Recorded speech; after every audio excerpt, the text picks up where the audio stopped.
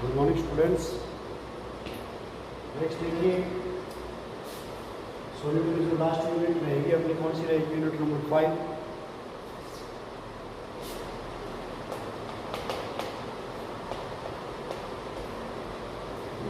इससे फर्स्ट है कोर्स, यानी कि जो उससे पहले वाले जो पार्ट थे क्रिस्टल पर डिपेंड थे। यूनिट नंबर जो 4 थी वो किस पर डिपेंड थी? क्रिस्टल पर डिपेंड थी। ये वाली किस पर डिपेंड रहेगी? जो यानी कि इलेक्ट्रॉन, प्रोटॉन, न्यूट्रॉन, उनके जो बैंड वगैरह रहेंगे, ऊर्जा बैंड, ठीक है ना, उन वाले पार्टों पर डिपेंड रहेगी। ठीक है, तो स्टार्टिंग अपन देखते हैं कि ठोसों में ऊर्जा का बैंड किस प्रकार होता है। फॉर्मेशन ऑफ बैंड्स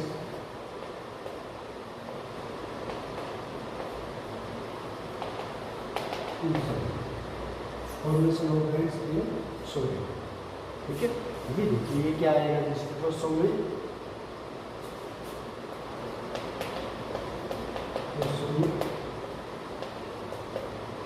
ऊर्जा बैंड का निर्माण।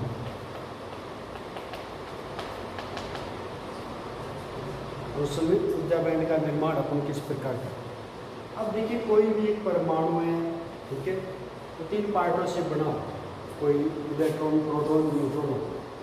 इलेक्ट्रॉन, प्रोटॉन, न्यूट्रॉन इस वाले पार्टों से मिलकर बना होता है। ठीक है, उसमें क्या होते हैं, जैसे कि इलेक्ट्रॉन और प्रोटॉन की संख्या क्या रहती है? बराबर है। इलेक्ट्रॉन और प्रोटॉन की संख्या क्या रहेगी? बराबर रहेंगी। इसके कारण ये क्या रहेंगे?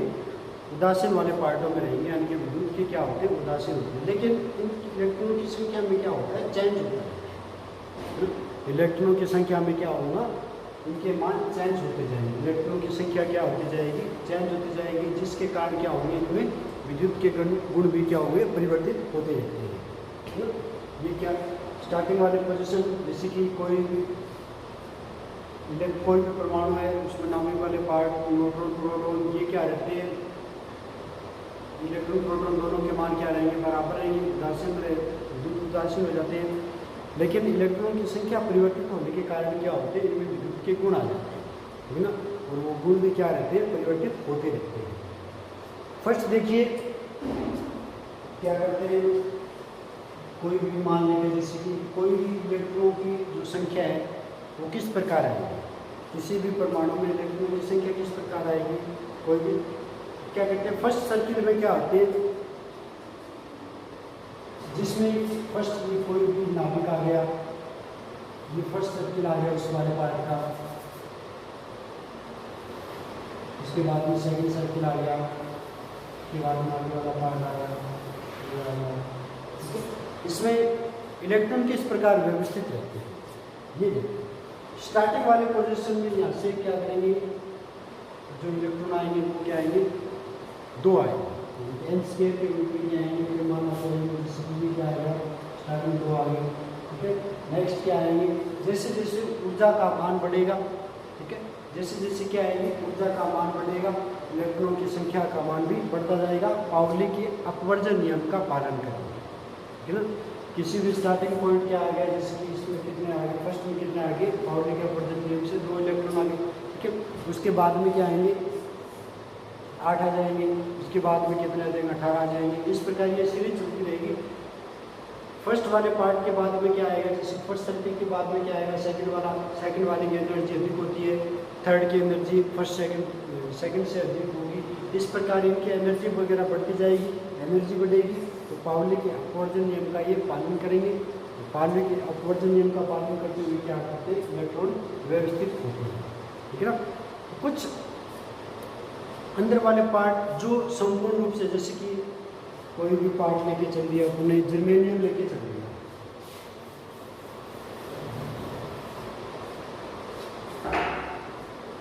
जर्मेनियम लेके चल रहे,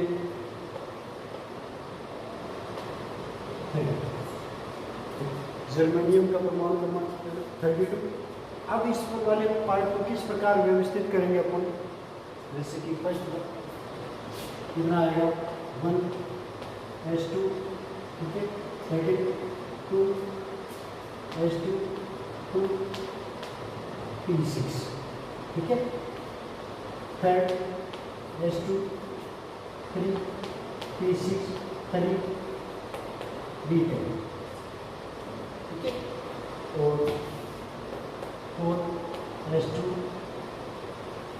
4 P, ठीक है। ये मान किसमें आ गए, यानी कि किस प्रकार व्यवस्थित कर रहे हैं, ये देखिए, यानी कि इन वाले पार्टों को किस प्रकार व्यवस्थित कर रहे हैं। जैसे कितने हो गए, 2 10 10 के बाद हो गए 28 28 से 4 के हो गए 32 हो गई। अब देखिए स्टार्टिंग जैसे कि 1 S2 आ गया, 2 S2 2 P6 3 S2 3 P6 3 10 D10, ठीक है। ये वाले पार्ट क्या होते हैं, पूरे सर्किल भरे रहते हैं, ठीक है ना। ये वाले पार्ट क्या रहेंगे, पूर्णतः क्या रहेंगे, भरे रहते हैं सर्किल। लेकिन लास्ट वाला सीरीज जो आ रहा है वो कितना आ रहा है, 4 S2 4 P6, यानी कि ये पूरी क्या हुई, सीरीज भरी हुई नहीं है, ठीक है ना। ये वाले पार्ट क्या रहेंगे, मुक्त अवस्था में रहते हैं, ठीक है।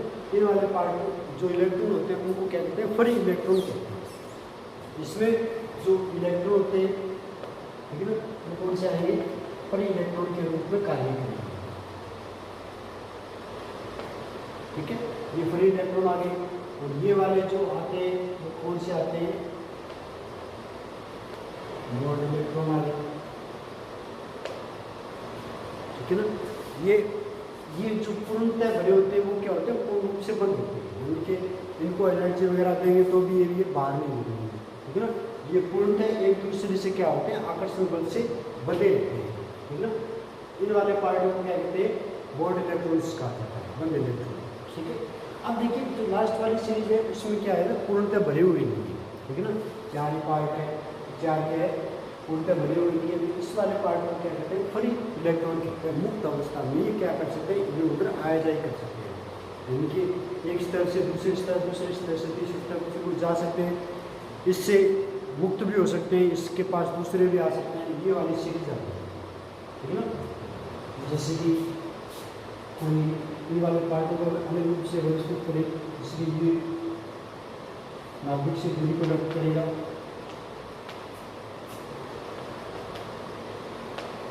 ठीक है। ये ऊर्जा को व्यक्त कर रहा है, ठीक है। एक नाभिक से दूरी को व्यक्त कर रहा है, एक एक्सिस किसको व्यक्त कर रहा है, ऊर्जा को व्यक्त कर रहा है, ठीक है ना। अब इसमें देखते हैं हम किस प्रकार इनके मान प्राप्त होते हैं, यानी कि ये सीरीज किस प्रकार प्राप्त होती है। जैसे कि ये नाभिक मान लिया,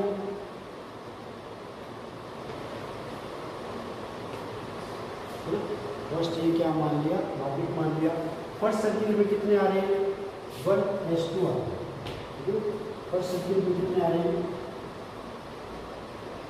1 S2, एक पॉइंट ये आ गया, एक पॉइंट क्या आ गया,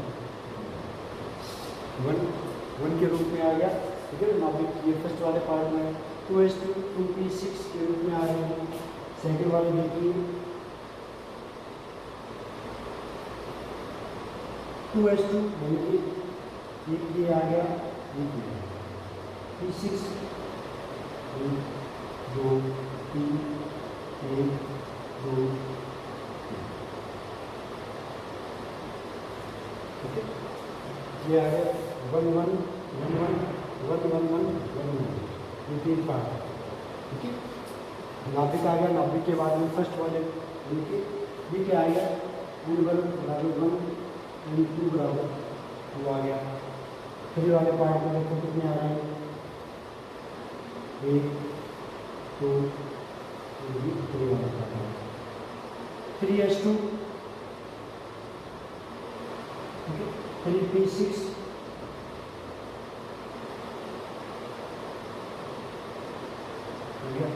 3 D10, 1 2 3 4 5 6 7 8 9 10। इस वाले को अंतर ऊर्जा स्तर कहते हैं। अंतर ऊर्जा, इस वाले पार्ट को अपन क्या कहते हैं, अंतर ऊर्जा स्तर कहा जाता है, ठीक है। लास्ट वाला पार्ट कौन सा आ गया, N4,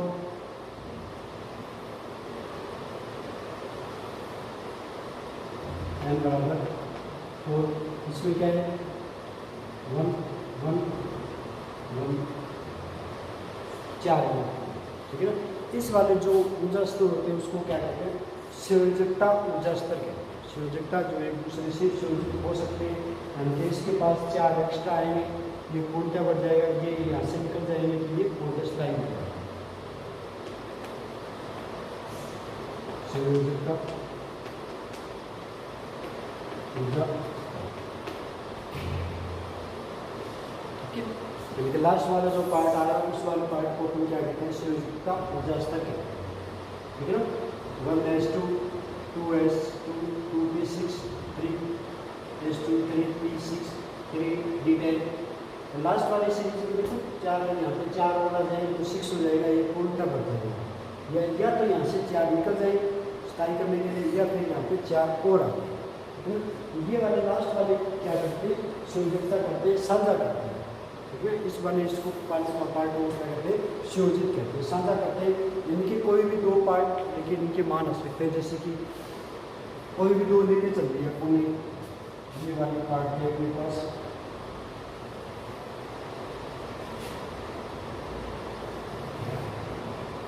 ठीक है। ये वाले पार्ट जैसे 2 पार्ट लेके चलेंगे,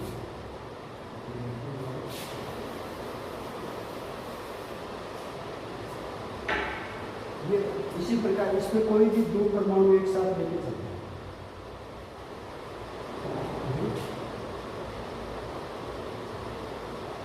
कोई भी 2 परमाणु एक साथ लेके चलेंगे तो इनमें ऊर्जा का विभाजन हो जाता है, ठीक है। ऊर्जा विभाजन क्या हो जाता है, जैसे कि ऊर्जा विभाजन अलग अलग रूप से ऊर्जा का विभाजन हो गया, जैसे कि फर्स्ट वाले पार्ट के लिए ये 2 ऊर्जा स्तर की यूनिट निकाली गई,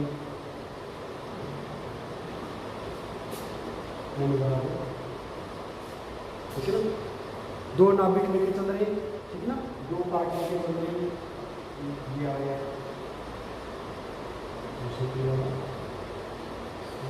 2 नाभिक लेके चल रहे हैं, 2 परमाणु लेकर अपन यहाँ पे कार्य कर रहे हैं, तो उनके ऊर्जा स्तर भी क्या होंगे उसके हिसाब से डिवाइड होंगे। ये n बराबर 1 के लिए है 2 पार्ट।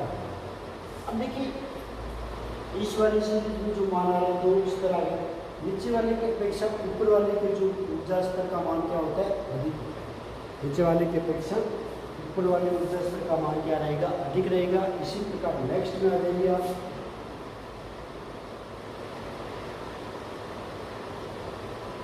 बराबर, तो इसमें देखिए क्या होता है, देखो नीचे वाली जो लाइन है उसका ऊर्जा स्तर का मान क्या होता है, ऊपर वाले से कम होता है, ठीक है। अब इस पूरी पट्टी का मान ऊपर वाली ऊर्जा से कम आएगा, ठीक है ना। लेकिन नीचे वाले ऊर्जा स्तर का मान क्या आएगा, ऊपर वाले से अधिक आएगा। इसमें देखिए नीचे वाले का मान ऊपर वाले से अधिक आएगा, ठीक है, ऊपर वाले का मान अधिक आएगा। पूरी सीरीज का मान क्या आएगा, जो नेक्स्ट जो ऊर्जा स्तर है उससे क्या रहेगा, अधिक आएगा। इस प्रकार क्या होते हैं, ये मान चलते रहते हैं, ऊर्जा स्तर के मान क्या आएंगे, बढ़ते जाएंगे।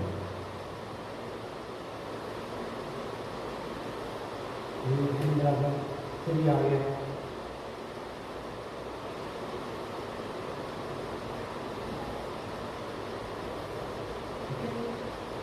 ऊपर वाले से भी आएगी,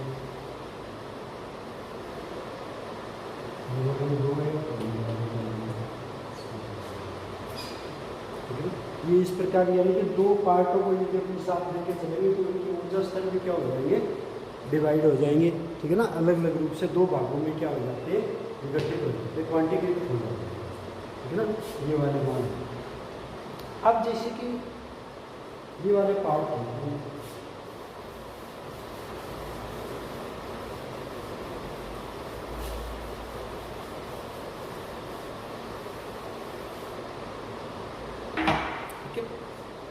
अब क्या करते हैं, इसमें जो ठोस होते हैं उसमें क्रिस्टलीय संरचना का भी निर्माण होता है।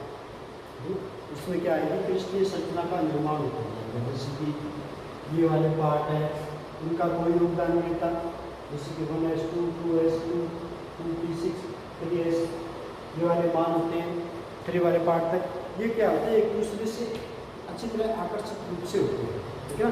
तो इनके इलेक्ट्रॉन क्या होते हैं, फ्री नहीं होते, तो ये क्या करेंगे, जो विद्युत की प्रक्रियाएं होती है उसमें काम नहीं करेंगे। ये वाले के पार्ट क्या करेंगे, विद्युत की प्रक्रियाओं में कोई योगदान अपना नहीं देंगे, ठीक है ना।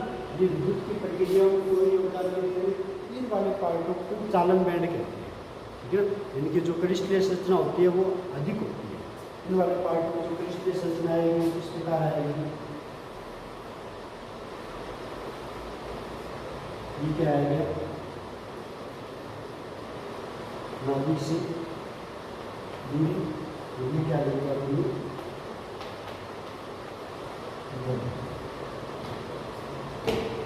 क्या आएगा, जैसे कि एक मान आ गया, इसी के साथ में दूसरा वाला मान आ गया। ठीक है, ये क्रिस्टलीय संरचना होगी। ठीक है, ये स्टार्टिंग वाले पार्ट हो गया जो पूर्ण रूप से बड़े होते हैं। उसके बाद में दूध का मान गिरने पर और कम हो जाएंगे। ये आ गया, इस प्रकार ये मान इस प्रकार यहाँ पे प्राप्त हो गए। इस बार दूरी को कोई आर के द्वारा व्यक्त करते हैं, ठीक है ना, ये दूरी आर से व्यक्त करते हैं। ठीक है ना, ये दूरी यानी कि जैसे जैसे जो संपूर्ण रूप से स्थायी होते हैं उसके क्रिस्टलीय संरचना का मान में क्या होता है, अधिक होता है, और इसके बाद में क्या होता है, क्रिस्टलीय संरचना का मान क्या होता है, धीरे धीरे कम होता जाएगा। ठीक है, क्रिस्टलीय संरचना का मान में क्या होगा, धीरे धीरे कम होता जाएगा, व्यवस्थित हो जाएगा। जैसे कि पूरा क्या कर दिया, पी क्यू आ गया, उसको आर उसको एस के रूप में व्यवस्थित हो गया। ठीक है ना, तो ये वाले पार्ट क्या है, जैसे कि 1 से लेकर 3 तक है, संपूर्ण रूप से बड़े रहते हैं, इनका कोई उत्तेजन अवस्था नहीं होती। इन वाले पार्टों की कोई भी उत्तेजन अवस्था नहीं होती।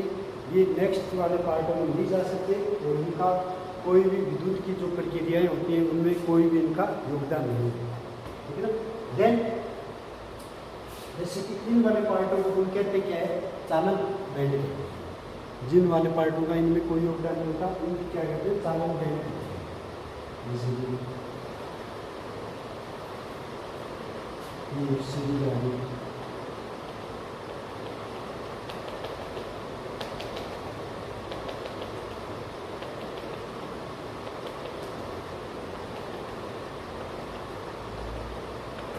ठीक है, इसको क्या कहते हैं, चालन बैंड कहते हैं।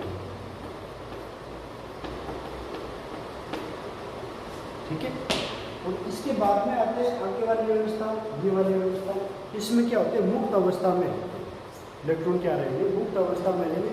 जैसे इनको थोड़ी सी हीट मिलेगी, जैसे इनको क्या मिलेगी, थोड़ी सी एक्स्ट्रा अतिरिक्त एनर्जी मिल जाएगी, तो ये क्या करेंगे, अतिरिक्त एनर्जी मिलती है तो ये अपने वाले पार्ट को क्या कर देंगे, छोड़ देंगे। ठीक है ना, इस वाले पार्ट को क्या कहते हैं, संयोजकता बैंड कहते हैं। ये वाले पार्ट को क्या कहते हैं,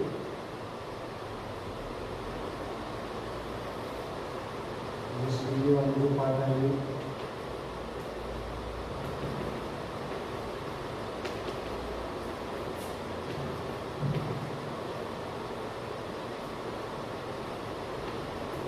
संयोजकता,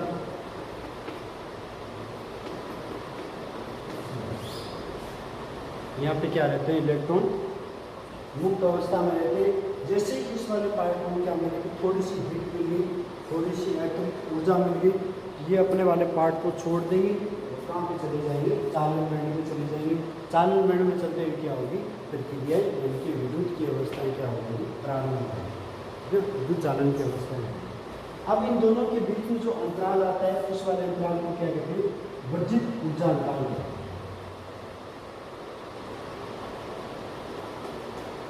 वर्जित ऊर्जा, ठीक है, जी से व्यक्त करते हैं, बी सी से व्यक्त करते हैं, इस वाले को अपने से व्यक्त कर दिया, बी सी, यानी कि जी का मान कितना आ जाएगा, दोनों में जो डिफरेंस आ रहा है वो इसका मान है। ठीक है, अब देखिए पी क्यू चालन बैंड को व्यक्त करेगा, पी क्यू यहाँ पे किसको व्यक्त करेगा, चालन बैंड को व्यक्त करेगा, क्यू आर वर्जित ऊर्जा अंतराल को व्यक्त करेगा, लास्ट वाला सिर्फ कौन सा आ गया, आर एस, ये किसको व्यक्त करेगा, चालनता बैंड को व्यक्त करेगा। ठीक ना, ये वाले क्या कहते हैं, कोषों में ऊर्जा का निर्माण, बैंड का निर्माण, यानी कि दो प्रकार के बैंड यहाँ पे अपने पास प्राप्त हो जाते हैं। एक संयोजकता बैंड जिसमें इलेक्ट्रॉन क्या रहते हैं, मुक्त अवस्था में रहते हैं। जैसे ही थोड़ी सी इनको अतिरिक्त ऊर्जा दे देंगे ये काम पे चले जाएंगे, अपने आप को मुक्त कर देंगे, यानी कि अपने वाला जो संयोजकता बैंड रहता है उस वाले पार्ट को क्या कर देते हैं, छोड़ देंगे। ठीक है, अपने वाले पार्ट को क्या कर देंगे, छोड़ देंगे। छोड़ देंगे कहाँ पे, किस एरिया को पार करेंगे, वर्जित ऊर्जा अंतराल को पार करेंगे। यदि इस वाले का मान कम है, ठीक है, ये आसानी से क्या चले जाएंगे, ऊपर वाले पार्ट में चले जाएंगे। यदि वर्जित ऊर्जा अंतराल का मान काफ़ी अधिक है, ठीक है, तो ये क्या करते हैं, ये अपने वाले पार्ट में रहेंगे, यानी कि काफ़ी ज़्यादा हीट देंगे, तब ये जाकर कहाँ पर पहुँचेंगे, चालन बैंड में पहुँचेंगे।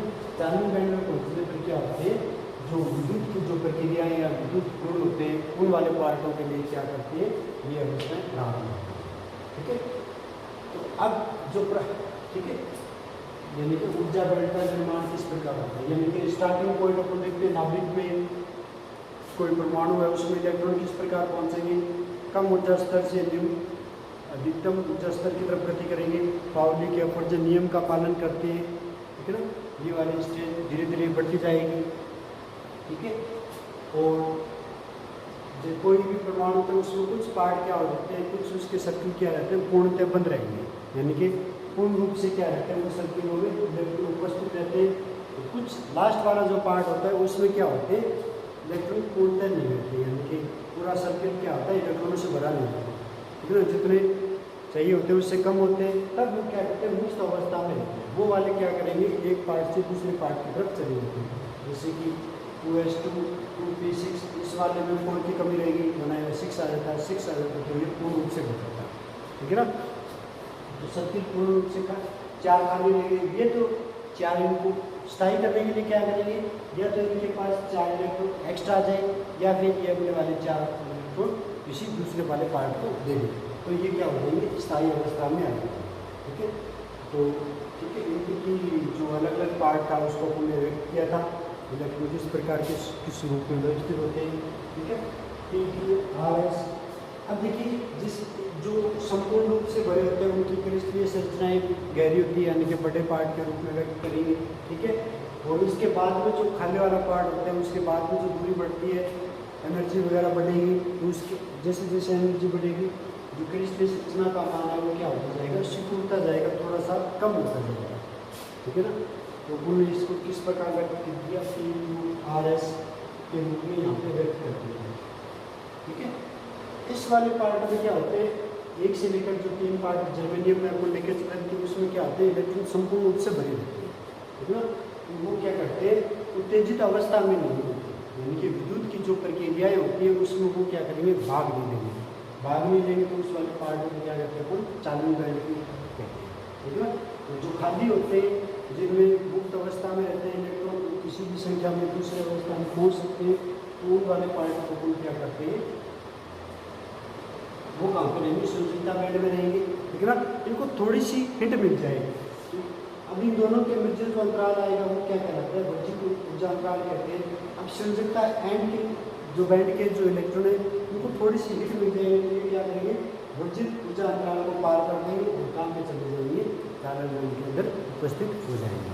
ठीक है ना, ये प्रक्रियाएँ क्या करेंगी, स्टार्ट होती है, जिसमें क्यों क्या रहता है, चालन बैंड की तरह कार्य करता है। QR किसको व्यक्त करेगा, वर्जित ऊर्जा अंतराल को व्यक्त करेगा, और RS किसको व्यक्त करेगा, संयोजकता बैंड को व्यक्त करेगा। ठीक है।